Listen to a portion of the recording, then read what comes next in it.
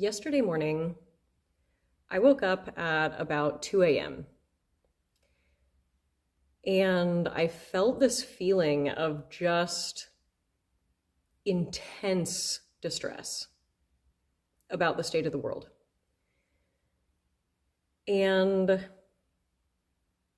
something that I have come to understand about myself over time is that I am a little bit like an oyster. I'm a little bit like an oyster. And what I mean by that is that I sort of accumulate dust and grit and dirt from the world. And the purpose of that is not merely the accumulation of dust, but the formation of pearls. That is sort of the gift of being a creative person, a creative, sensitive person. So the form that took yesterday in the wee hours of the morning was an essay that I will read for you now. It's called Cognitive Dissonance in the Cult of Capitalism. Cognitive dissonance will drive you absolutely fucking nuts if your mind and spirit are functioning properly.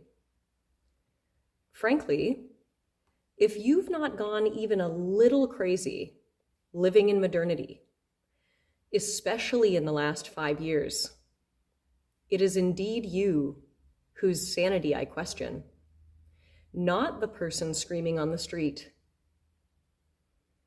This may sound paradoxical, and it is.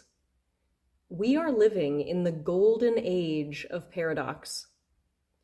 Here are just a few examples of the incredible ass backwardsness we have codified as normal, running rife and wreaking extraordinary havoc in our individual and collective souls here in civilization. First, civilization itself. The civility we are accustomed to is mostly predicated historically and currently on the suppression of and violence against marginalized people, especially Indigenous people. The exact people we are going to need to start listening to if we desire any chance at all of humanity's continuation on this planet. It is normal to consider civilized humans superior to nature when our existence is the smaller circle within the bigger circle of nature. It is normal to consider humans the most intelligent species on Earth, when indeed we are the only single species which has ever caused a mass extinction in geological history. It is normal to judge poor and even homeless people for taking advantage of the system, when roughly the lower half of people in the United States owns 2.6% of the total wealth. Meanwhile, Jeff Bezos made over $7.9 million an hour, every hour in 2023. Could it be that he and capitalists like him are perhaps the ones taking advantage of the system? It is normal to define strength essentially as insensitivity, when sensitivity is indeed our intrinsic capacity to perceive reality in the world we live in and to relate to it intelligently. It is normal to reward and incentivize qualities which are sociopathic and machine-like, and punish qualities which are pro-social and grounded. Feeding homeless people is a criminal act in many cities in the United States, for example. Being homeless is a criminal act in many cities.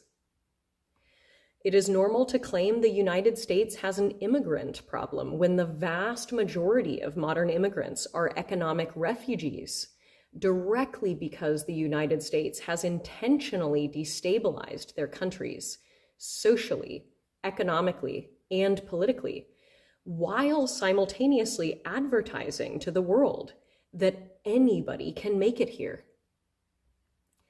It is normal to value independence over most anything when independence is an incoherent concept. It doesn't exist, nor make any sense. It is normal to consider colonial nations superior to what we call the third world, when indeed our wealth comes to us completely and totally as the result of forcibly exploiting the global south, as well as indigenous and marginalized people here. It is normal to bang on and on about how what really matters is one's individual choices, when the vast majority of every available job, means of formal education, and even means of procuring one's food, water, and transportation are all necessarily bound up in the destruction of the earth and exploitation of human beings under this system. A funny, if it wasn't tragic, metaphor for consumer society occurred to me. It's like we have been locked on the inside of an expensive and toxic buffet from hell. Some of us taking shifts slaving away in the kitchen. Some of us watching others break their backs outside the windows, tilling the earth to provide our meals against their will. Some of us gorging ourselves endlessly, oblivious and judgmental at those who are becoming sick on account of food poisoning. I'd like to take the following moment to come out of the closet, in a sense, as a tortured soul and a conscientious objector to the intersecting cults of positivity, extractive capitalism, disembodied spirituality, and the colonial West. My hope in proclaiming this out loud is to allow myself and others to realize and live into the truth that our individual and collective well-being does not depend on putting on a happy face while we go through the motions which we observe having fatal consequences to life on this beautiful planet, in hopes that it will all someday pay off. Actually, our well-being depends on us all together, in my opinion, deprogramming and defecting from this cult, helping each other reconnect so that we can become free of the addictions to civilization, which are killing and deluding us. I say this as someone who does not drink alcohol, use nicotine, smoke marijuana, or use any other drug at this point in my life. Oh, lost my place. That's what I get for being spontaneous.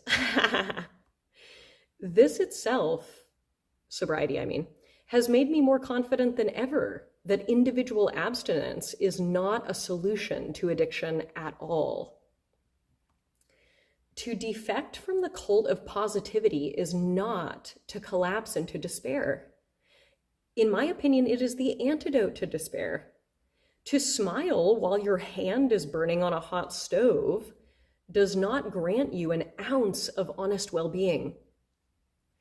To let out a yell and remove it is the first step to healing.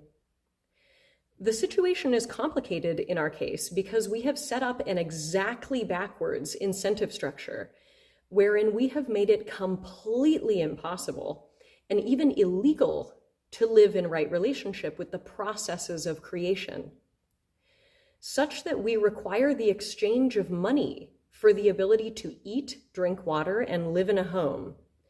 And in order to procure that money, in most cases, we are required to keep our hands on the stove, to align with the processes of destruction.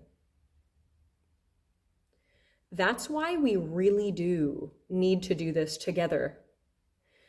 It is not enough, in my opinion, to trust God or the universe that you individually will be provided for, a la the prosperity gospel or the law of attraction. It is not enough to work to a level of affluence to buy your own property. This is, of course, not even possible for the vast majority, but even those for whom it is are completely ensnared, not free. It is not enough to isolate yourself in any way. That whole thing is over. Genuine well-being was never on offer in this culture, neither for the disproportionately rich nor the disproportionately poor. And the prospect is becoming more preposterous by the day.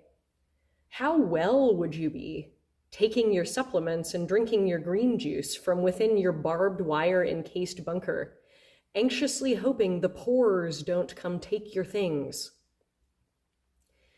Genuine well-being comes to us through our relationships, through the exchange of love and care and mutual aid between people and people and nature.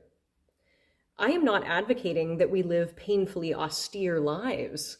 Currently, we are living painfully consumptive lives. Beautiful food, clothing, music, art, community, and culture are absolutely available to us. And we are actually undermining the flow of creation of all of these things by dominating and strangling the earth and marginalized people in order to demand them. That is what rape culture is on a deeper level. The idea that nature is more dangerous than civilization is a cultic myth propagated to keep us on the inside. Yes, in nature there is suffering, death, illness, uncertainty, and struggle. In this culture, we have every one of those things en masse, plus poverty, pollution, slavery, war, incarceration, rampant addiction, institutionalized violence, a patch of garbage in the ocean twice the size of Texas, school shootings, paralyzing debt, enough nuclear warheads to destroy literally everything anyone could possibly care about. So, what again are we holding on to? One thing you must not do, if you can help it, is be ashamed of yourself, or other people for that matter, to judge them, in other words. Like I said, genuine well-being is not on offer in this culture. What is on offer is a spectrum of pride and shame. Pride, in my opinion, is an exceptionally bad proxy for well-being. And there is no wonder people pursue it endlessly without satisfaction. We are taught to be egos rather than whole people. And we are taught to view other people in this way also, flattening them and ourselves. This reduction of our wholeness into the pursuit of pride and the avoidance of shame underlies our collective isolation, that which causes us to feel alone in the world, and like so few people truly know us or even could know us. We are all made to feel ashamed of ourselves, like we have chosen the wrong things in the buffet of life, and we have no one to blame for our sickness but ourselves. It's true, we have no one to blame. But we have no one to blame, including ourselves. In order to get better, we must realize that the stagnant air inside this building of civilization that we built because we thought it was protecting us has become toxic, and we must work together to get out. In the immortal words of civil rights activist Fannie Lou Hamer, nobody's free until we're all free.